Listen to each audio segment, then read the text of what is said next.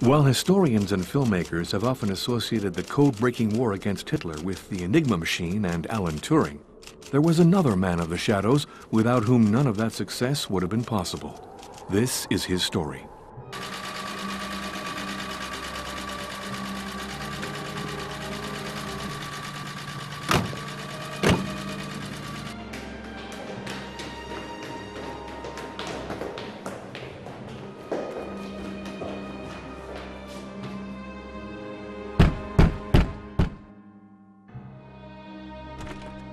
Berlin, April 1st, 1943. The Gestapo arrests Hans Thilo Schmidt at his home. He's a clerk employed at the cipher office of the German Air Command.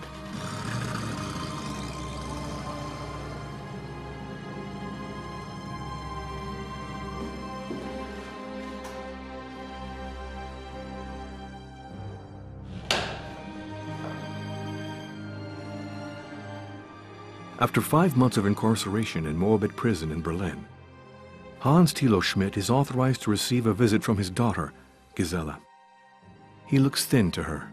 He has undoubtedly been tortured.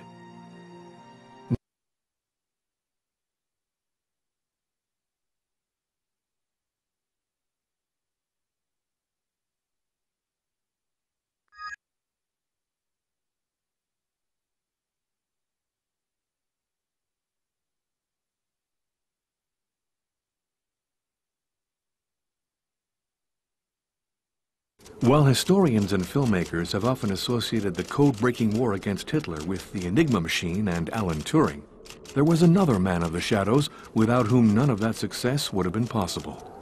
This is his story.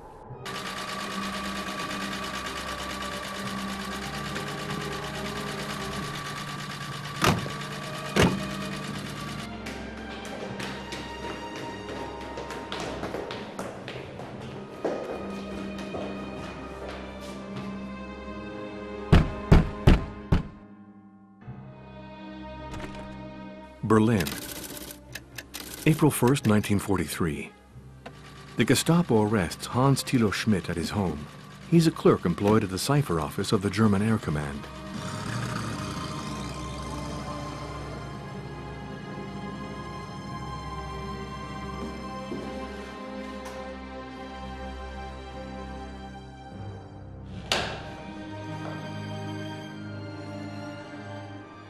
After 5 months of incarceration in Moabit prison in Berlin, Hans Thilo Schmidt is authorized to receive a visit from his daughter, Gisela. He looks thin to her. He has undoubtedly been tortured. Neither speaks in the presence of guards. However, she manages to slip him a piece of paper on which is written these words: "Papa, whatever you might have done, I will love you forever." He asks her to take away his winter coat and to bring back instead a lighter jacket. Then he whispers, "Cut the lining in the left arm. You'll find a message for you." As soon as she gets back to the house, she hurries to read it. It's a demand to bring him cyanide.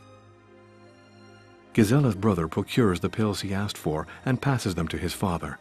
Hans Thilo Schmidt swallows them in his cell. He dies moments later. It was September 19th, 1943. Who was Hans Thilo Schmidt? A Nazi hater? A spy hired by France? Did he change the course of the Second World War?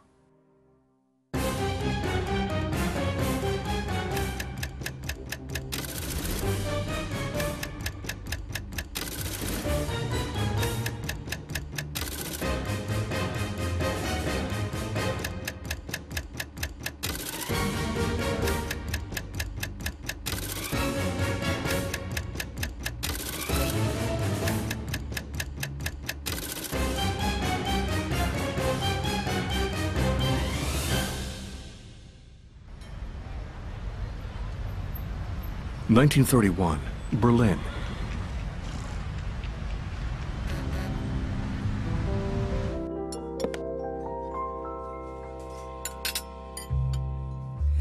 Warum geht alles vorbei? Warum bin ich so allein? An atmosphere of decadence hangs over the city. illustrated by the film M de Fritz Lang and The Blue Angel with Marlene Dietrich. This is the Berlin of the cabarets, where eroticism blends with the singing of sentimental songs, where people come to have a drink in the company of transvestites, gigolos, and prostitutes. In this climate of chaos and nostalgia, due in part to the catastrophic economic situation, one could easily lose one's bearings. Political agitator Adolf Hitler hurls his scorn at Bolsheviks, Jews, and degenerates. Violent battles erupt between Nazis, communists, and the police. Hans Thilo Schmidt lives in Berlin. He's a 43-year-old engineer. He's a man of medium height who clicks his heels to salute. His family comes from the German high bourgeoisie, and his mother is a baroness. His brother Rudolf is a commander in the Reichswehr. But Hans Thilo Schmidt has been less successful. He's the black sheep of the family. A lover of gambling and women, he's deeply in need of money.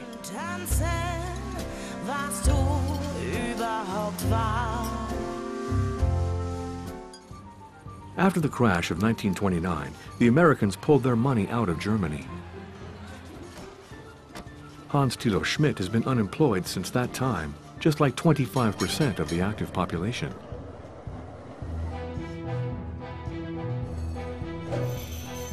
His older brother Rudolf Schmidt, promoted to Inspector of Military Transmissions, had reorganized the Reichswehr's cipher service from 1925 to 1928, which is where all communications were coded and decoded. To ease his brother's financial situation, he got him a job in this department. As it happened, this service possessed an extraordinary machine, which could render messages transmitted by radio unreadable, the Enigma. Invented for civil applications, the Enigma hadn't had much success until Rudolf Schmidt put it to use for military transmissions.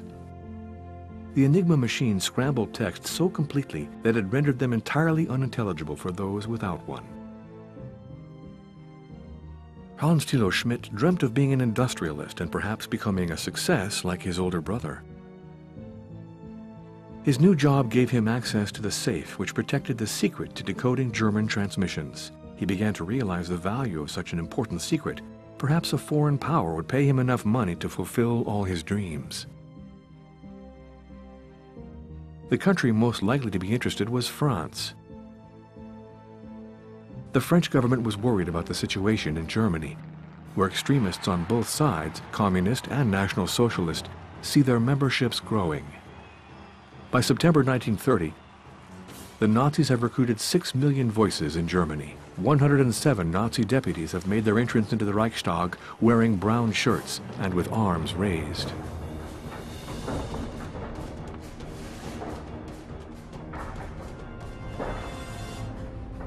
In June 1931, Hans Thilo Schmidt makes discreet contact with the French ambassador in Berlin. He meets Maurice Dejean, who, under the guise of head of press services, is in fact an agent in the French special services. Dejean quickly informs the National Intelligence Services in Paris. The French Special Services, directed by Colonel Rivet from 1936, is made up of 3 sections. Intelligence, the famous SR, headed by Lieutenant Colonel Perouche. Deciphering, Section D, headed by Captain Bertrand.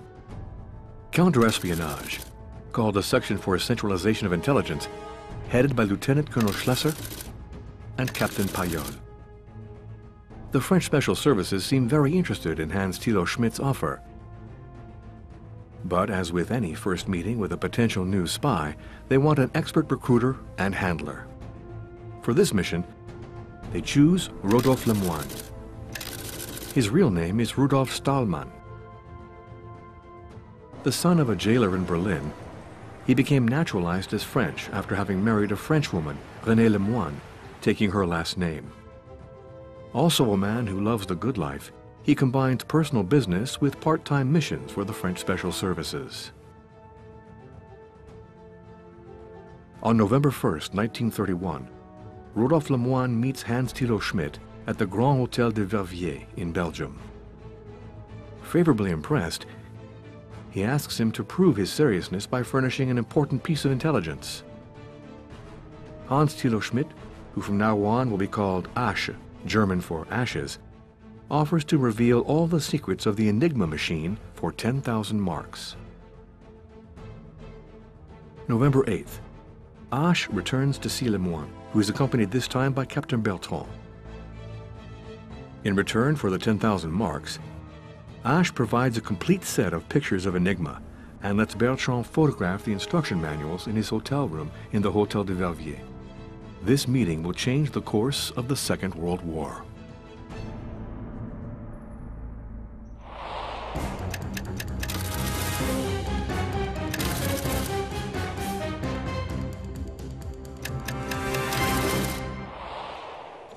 Enigma is a portable machine containing 3 mysterious rotors inside.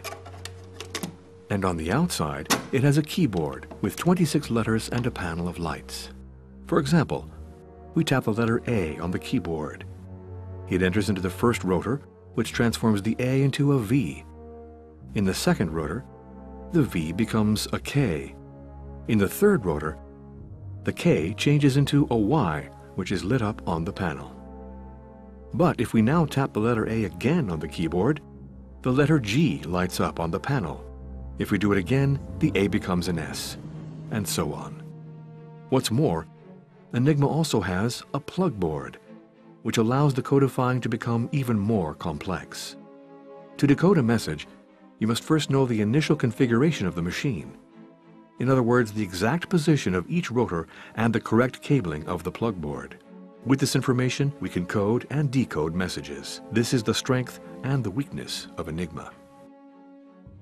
Each month, a secret booklet is given to those persons in power to set the rotors differently each day. A colleague, sitting next to the operator, then notes down the garbled message and sends it by radio and Morse code on an agreed frequency. At the receiving end, decoding is done by an identical Enigma machine. Even if, by some miracle, the enemy deciphered the code for that day, it would take more than 24 hours. But in the meantime, the rotors would have been reset differently and the code will have changed.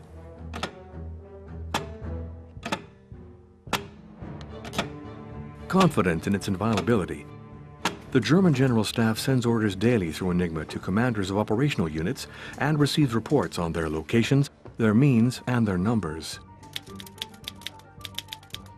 70,000 Enigma machines will be operated by the armies of the Reich. Concerned by the rise of Nazism, for several years the French deciphering service tries without success to decrypt German messages intercepted by its listening stations.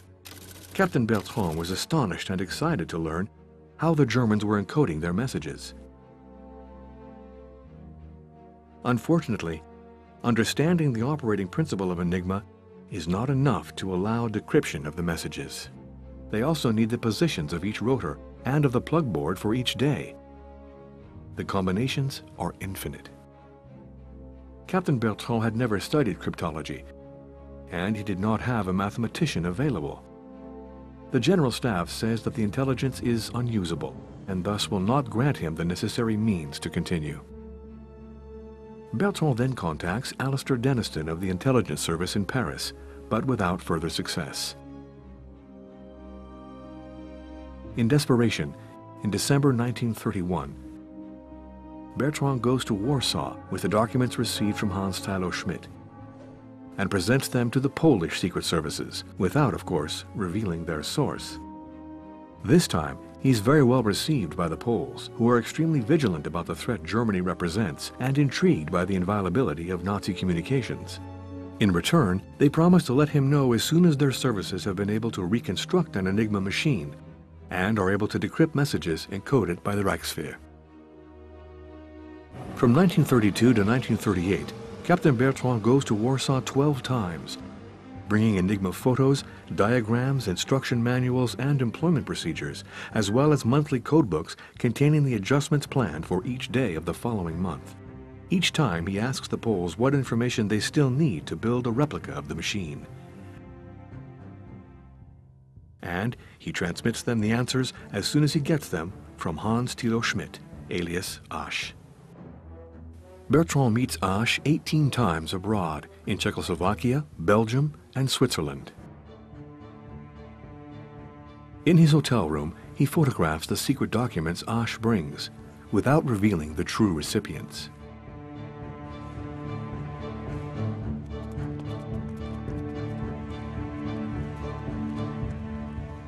In the beginning, Hans Thilo Schmidt is paid in cash bags, deposited in the lockers of a Berlin train station. But Schmidt is showing too many signs of sudden wealth.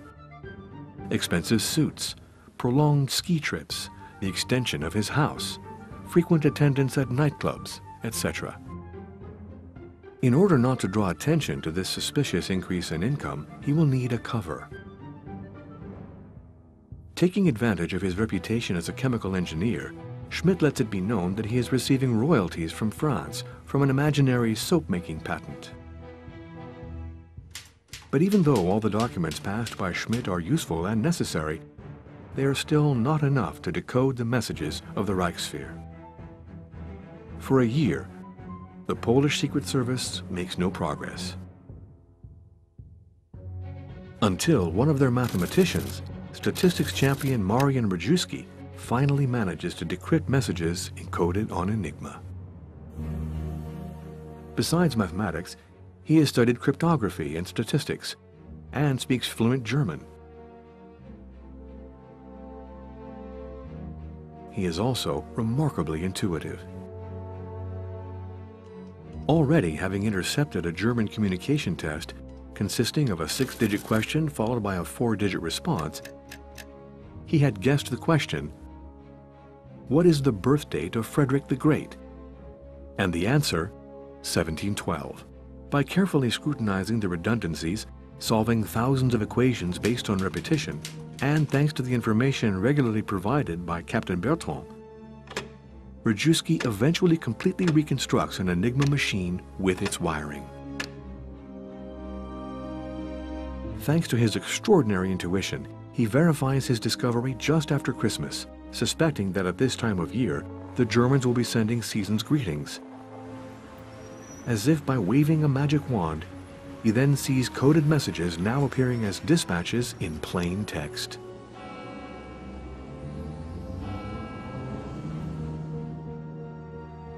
Rejewski then has 17 Enigma machine clones fabricated in a Polish factory. And with one of his colleagues, he develops a process for scrutinizing hundreds of millions of combinations to uncover the key for the day. It rotates at high speed an assembly of 30 rotors to eliminate the impossible combinations. He calls this device the electromechanical bomb. This is the ancestor of the modern computer. And he stacks punch cards on an illuminated table so that the passage of light helps to identify compatible combinations. Between 1933 and 1938, Rejewski continuously deciphers German codes. Since each division of the Wehrmacht and Luftwaffe and every ship of the Kriegsmarine is equipped with an Enigma machine, there is a lot to listen to.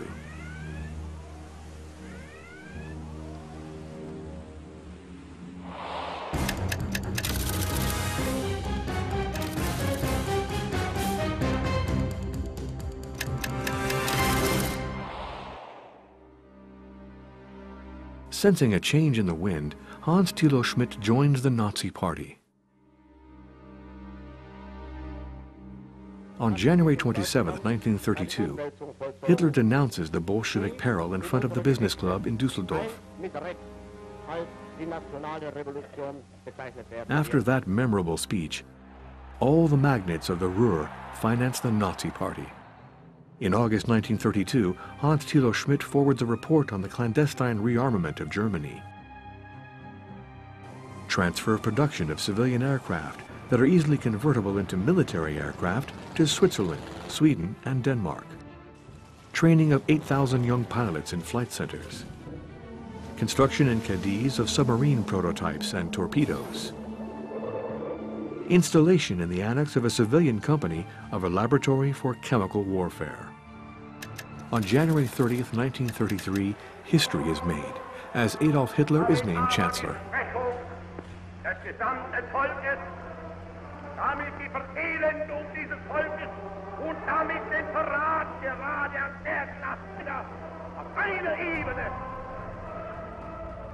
Nevertheless, Hitler knows he is still frowned upon by the general staff of the Reichswehr and is wary of the Abwehr, the intelligence service. Thus, he asks Hermann Göring to discreetly create at his air ministry an extensive system for tapping telephones, radio, and mail, the Forschungsamt.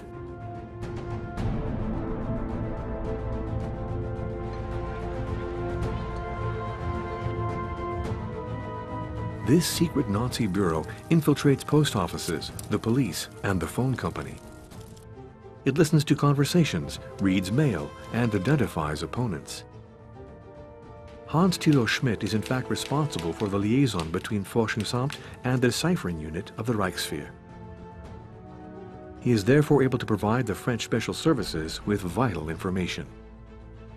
In August 1933, he gives them a report on Hitler's intentions regarding the Danzig corridor. In January 1934, he reveals the opening of concentration camps and the institution of the death penalty for political offenses. A few months later, Osh transmits information on the employment plans for armored divisions, then Göring's guidelines for the construction of 1,400 aircraft in 2 years. In January 1935, the spy reveals how Hitler reorganized the Abwehr and placed Admiral Canaris at its head. In November 1935, Rudolf Schmidt, the elder brother of Hans Thilo Schmidt, leaves the infantry regiment he commands. He is now assigned to the Army's General Staff, so he now sees everything firsthand and keeps his brother informed on all projects of the Wehrmacht. In January 1936, Hans Thilo Schmidt warns his French contact of Hitler's intention to reoccupy the left bank of the Rhine, demilitarized since 1919, an event which took place 6 weeks later. More importantly, he also reveals the weakness of Hitler's personnel and of his intention to pull back if the French make any military response. The French command and government could thus react without fear of reprisal. Unfortunately, they do not listen to special services, and Albert Sarraut, president of the council, merely offers a weak verbal protest. We will not leave Strasbourg exposed to the fire of German guns. If France had reacted militarily, it is likely that even without England, Poland and Czechoslovakia would have resisted, and that the German generals would have forced Hitler to pull back. If France had entered the Rhineland with 200,000 men, it had 650,000 under arms, she would have done a great service to humanity, Pope Pius XI declared. By showing his generals that their fears were groundless, Hitler greatly enhances his prestige. France loses its reputation as Europe's #1 power. It is debased to nothing more than a mere satellite of England. Worse still, it gives Czechoslovakia, Poland, and Yugoslavia the impression that it would not intervene if Hitler attacked them. During this crucial period when Hitler took power, Colonel Rudolf Schmidt continues his rise up the military hierarchy and entrusts his brother with confidential and secret information that he is quick to convey to the French intelligence service. They talk about all these crucial issues with such freedom that the French special services sometimes wonder if they are not in fact the victims of disinformation.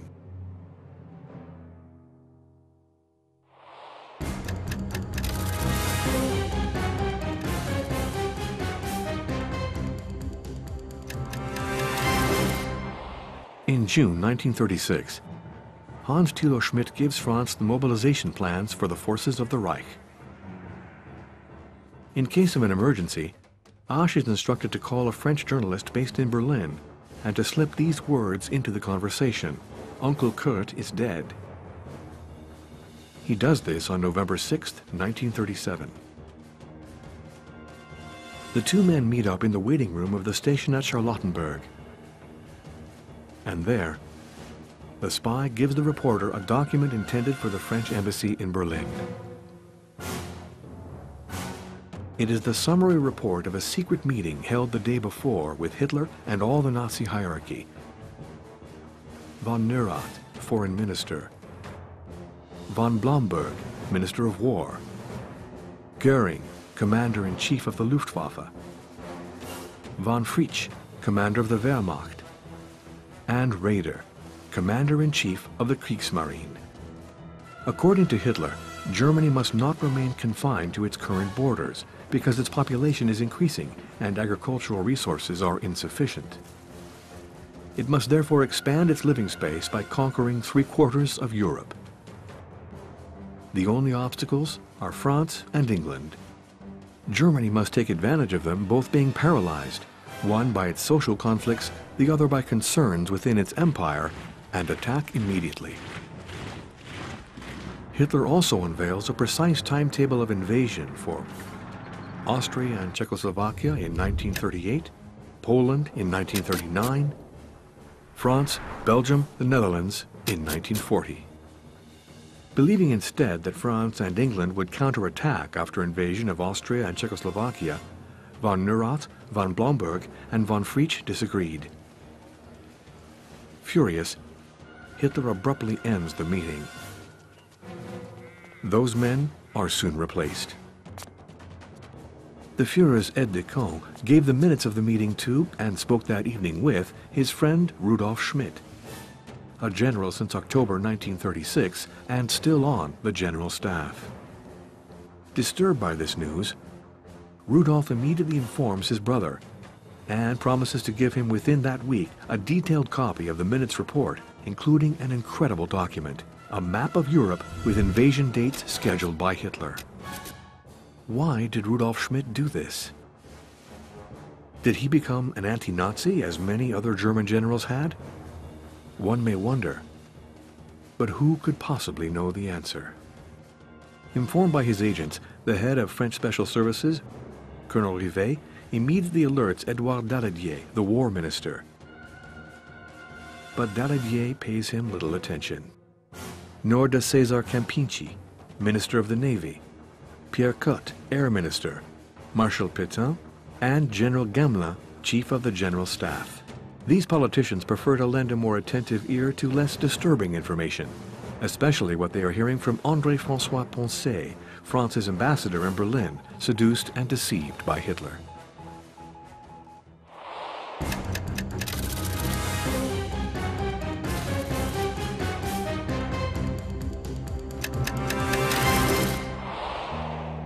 In February 1938, 15 days in advance, Hans Thilo Schmidt announces the Anschluss, the annexation of Austria.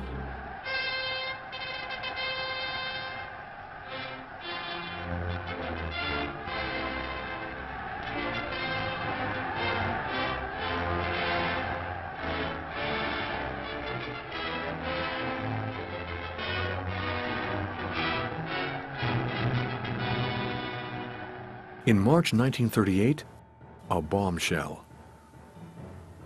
Rodolphe Lemoine is arrested by the Gestapo in Cologne.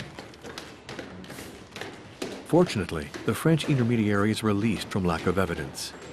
This nevertheless alerts Captain Bertrand, and he bans him from any further contact with Asch.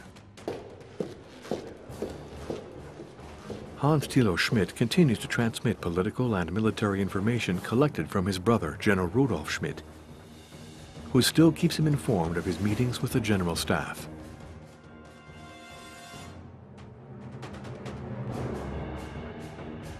On August 9, 1938, 6 weeks before the Munich Agreement, Schmidt presents the French with the invasion plan of the Sudeterland in Czechoslovakia. Hitler's pretext is simple: invade this region of Moravia inhabited by German-speaking inhabitants and annex it to the Great Reich. A month later, Asch leaves the deciphering division to take over direction of one of the national directorates of Göring's intelligence agency, the Forschungsamt. He therefore cannot warn his correspondents that on December 15, 1938, the Nazis will complicate the Enigma coding procedure. Rejewski is now only able to decipher 10% of the intercepted messages, instead of 75% previously. Sensing the invasion of their country, the Polish Secret Service, which had hitherto concealed their findings from Captain Bertrand, decide to keep him informed.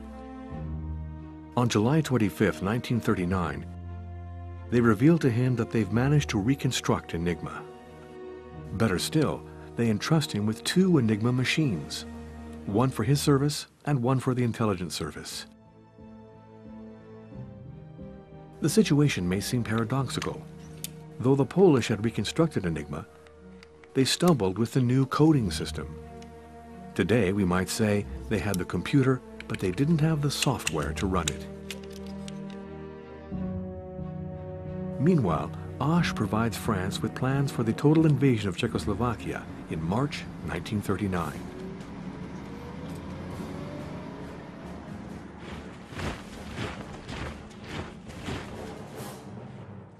The Poles, still looking for solutions to the new Enigma coding system, are surprised by the Nazi invasion of September 1st, 1939.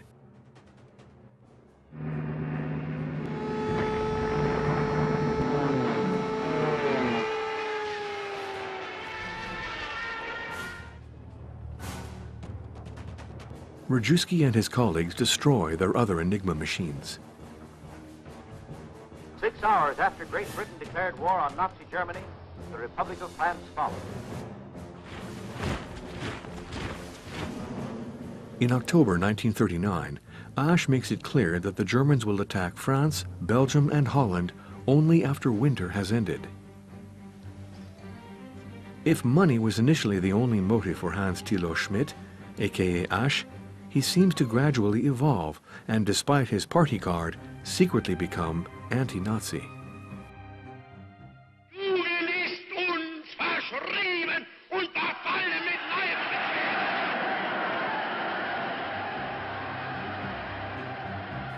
Was Auch influenced by his contact with French intelligence officers? They obviously had different ideals and understood psychology well. Did he want by his treason to prove that he too was someone like his brother?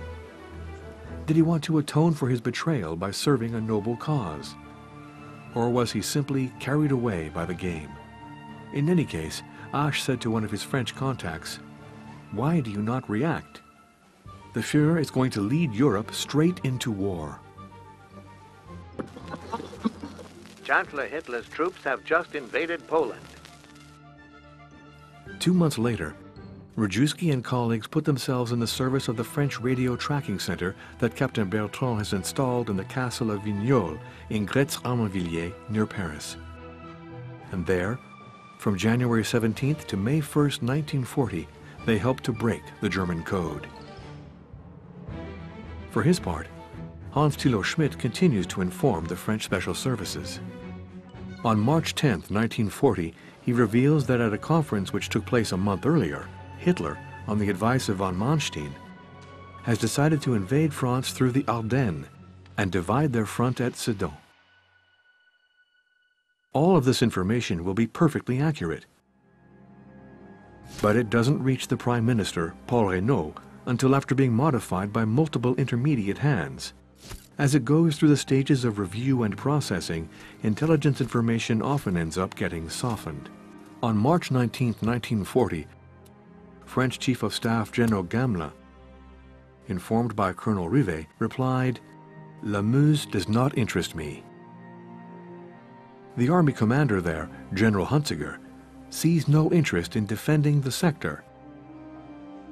And the Third Bureau, in charge of operations, says, "A breakthrough there is unlikely because of relief from the Ardennes and the inadequacy of the road network." From March to April 1940, Paul Payol, head of counterintelligence, learns from agents that have infiltrated the Abwehr that it has put a priority on studying the condition of roads and bridges on the Sedan-Abbeville axis. Thus, the enemy clearly has the intention of launching an offensive through the Ardennes, which confirms the information given by Auch. And again, Gamelin pays no heed. The Germans will be able to safely make a breakthrough at Sedan and sweep through the French army in a few days.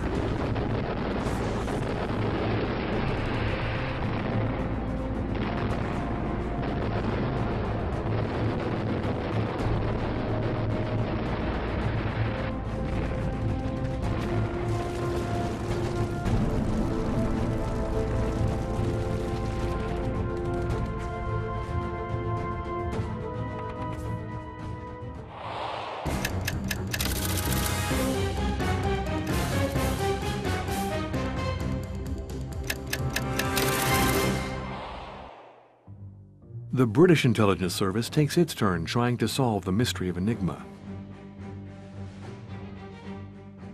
To use the machine offered by the Poles, in the greatest secrecy, it installs a listening center at Bletchley Park, midway between Oxford and Cambridge.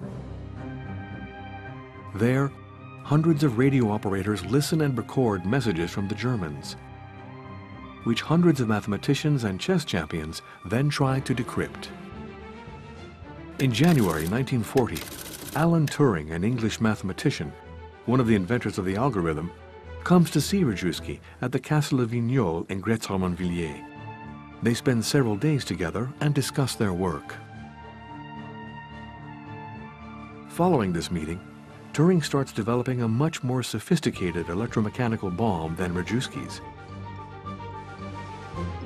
And he sets up a decoding procedure called Ultra-Secret Procedure for Dissemination of Information, abbreviated into ULTRA, which from January to May 1940 allows the men of Bletchley Park to read the messages of the Wehrmacht and Luftwaffe. But it takes several days, so much of the operational information is already outdated by the time it is decoded. Churchill was always passionate about new technologies and about intelligence. After planes, tanks, and radar, next came Enigma and Ultra. After his appointment as Prime Minister in May 1940, almost every day he asked, "Where are my eggs?"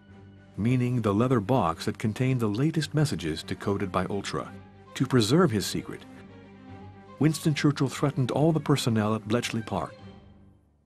If one of them talked, they would be executed. He understood the importance of Enigma and wanted to avoid at any price letting the enemy discover that its messages were being decrypted. In the Mediterranean, to hide the source of information the Royal Air Force was using to target German tankers, Churchill sends reconnaissance aircraft out pretending to patrol accidentally in the right place. He pushes the subterfuge to the point of simultaneously sending 2 or 3 flights to other areas so as not to seem to be always falling right on enemy ships. Abruptly, May 2nd, 1940, 8 days before the Great German Offensive in the West, the German messages become indecipherable. As a precaution, the Wehrmacht had indeed changed its keys unexpectedly on May 1st, so that the decryption methods developed so painstakingly now proved useless. Meanwhile, Osh tirelessly continues to deliver critical information to the French secret services. The team at Bletchley Park is able to begin deciphering again starting from May 22nd. Too late for the Battle of France, but not for the Battle of Britain in September 1940. Turing then manages to reduce the decryption period to 30 minutes, allowing the RAF to know, if not the target, then at least the times for the next bombings.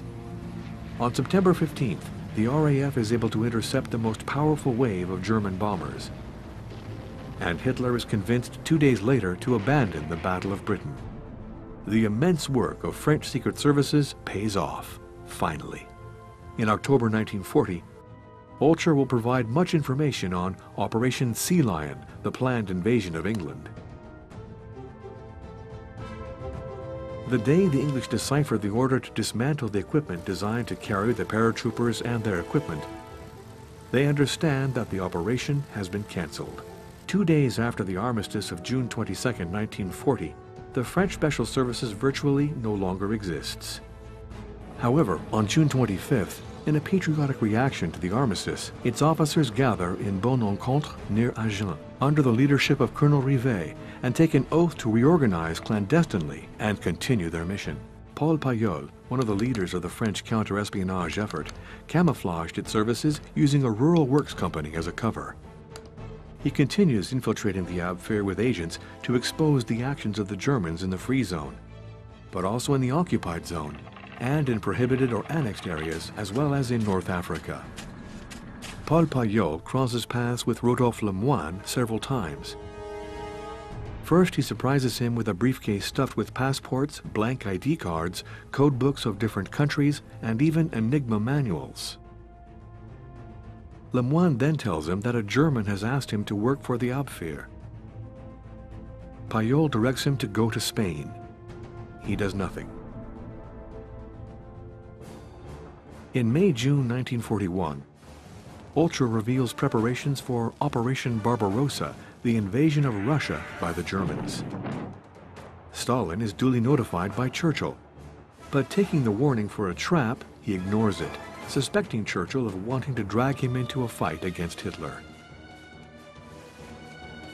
Thanks to the contribution of the Poles and French, the team at Bletchley Park succeeds, after a few months of work, in decrypting messages from the Luftwaffe and Wehrmacht. But not until May 1941 will they manage to decode those of the German Navy, which uses a different method. They are forced to wait until the capture of a German submarine, U-110, off Iceland on May 8, 1941. Panicked by the sinking of their boat, the crew jumps into the water without following all of the scuttling procedures. Meanwhile, the British destroyer that was torpedoed sends a commando team to search the wreckage. The prize? An Enigma machine. Not a reconstruction like that offered by the Poles, but an authentic German machine with all the latest rotors and wiring. And a complete set of encryption keys and codes. An amazing treasure trove. The British Admiralty then makes all the sailors of the destroyer swear to absolute secrecy, and it erases all traces of the capture of the submarine, so that the German General Staff doesn't suspect a thing. In Egypt, British forces have launched an offensive designed to destroy German tanks. In the fall of 1941, during the Desert War in North Africa, information provided by Turing allows the RAF to sink half of the Italian ships sent to supply Rommel, which prevents him from taking Cairo. Then they provide Montgomery with all of the enemy's reports, contributing to the victory at El Alamein. At the height of the war in North Africa, the Ultra information allows the English to sink all the ships of a convoy carrying indispensable reinforcements from Naples. Contrary to the usual procedure, they did not have time to send in advance carefully scattered squadrons in order to mislead the German suspicions about the security of their transmissions. So Churchill insists on sending a fake radio message to an imaginary spy based in Naples, congratulating him on the information he is supposed to have given. The Germans decode this message and believe it is authentic. But disaster strikes in February 1942. Admiral Dönitz insists on the addition of a fourth rotor to the Enigma machines of the German Navy, thus increasing the code permutations by a factor of 26. The Allied ships suffer huge losses as a result.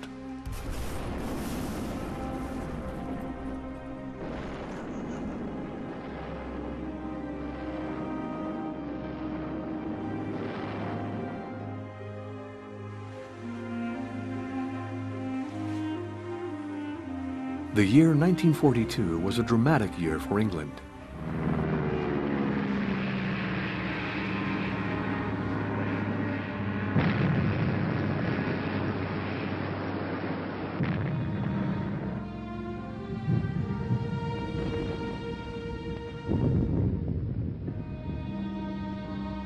Now the codebreakers of Bletchley Park must wait for the capture of a new German submarine on October 30th, 1942, before they can again decode the radio traffic of enemy submarines.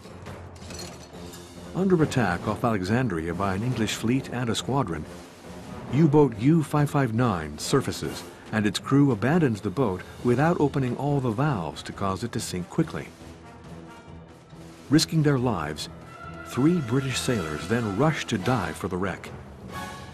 2 of them go down with the submarine, but the third manages to bring back all the latest Enigma instructions.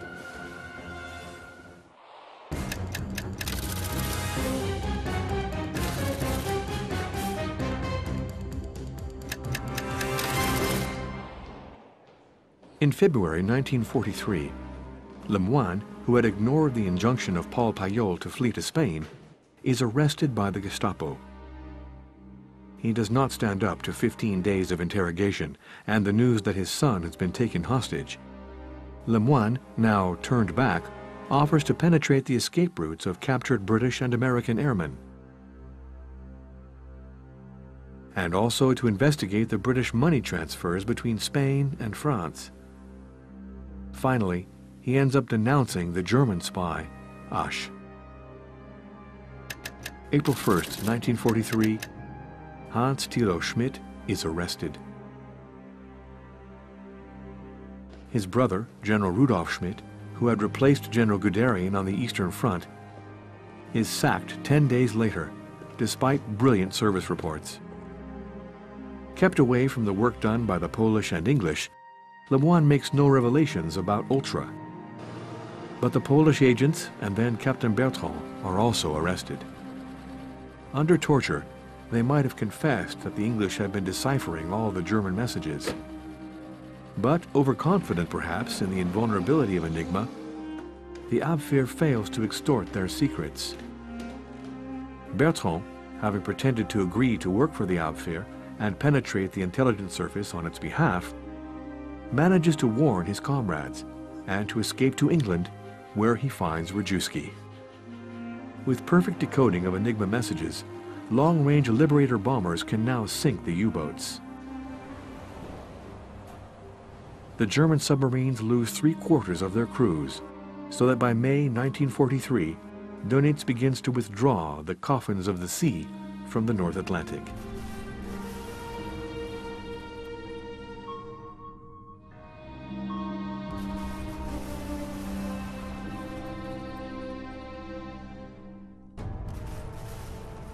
For much of the war, the British were deciphering more than 18,000 messages per day without the Germans suspecting anything. The last was in an order of the day from Admiral Dönitz, dated April 30th, 1945. The Führer is dead. The fight goes on. Success in this crucial game largely depends on Ultra, and thus on contributions from the French spy Hans Thilo Schmidt. Ultra also allowed the British to neutralize all the German spies in Britain and to hide landing plans from the Germans in 1944, allowing millions of Allied soldiers to safely cross the ocean and land in Normandy.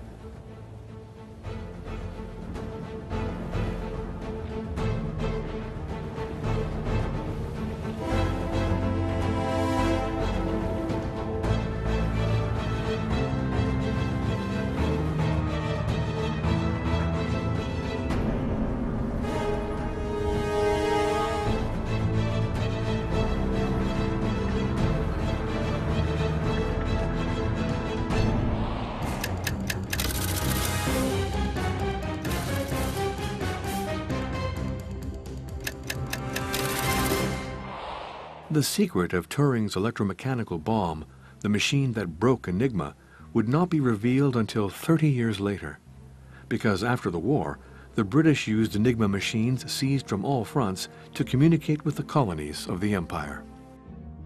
Rajewski returned to Poland in 1946.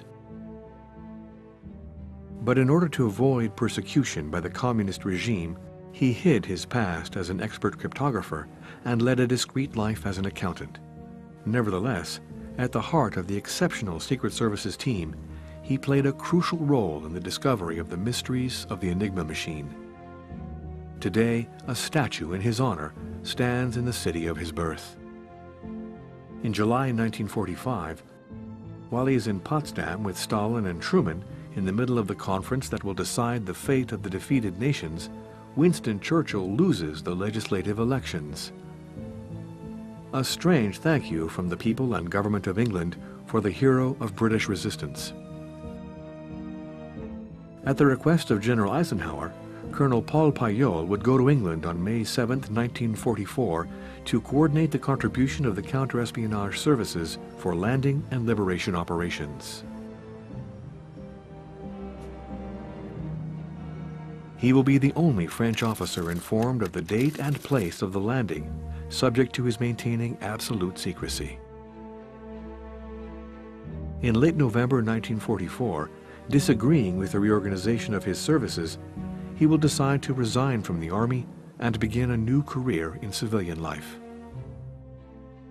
Captain Bertrand would stay in the army and become head of deciphering at the DGER, then at the SDECE. Alan Turing is now recognized as one of the pioneers in artificial intelligence. Without him, Ultra could not have existed. Pursued over an incident linked to his homosexuality, he probably took his own life, dying by cyanide poisoning in 1954. He was 42 years old.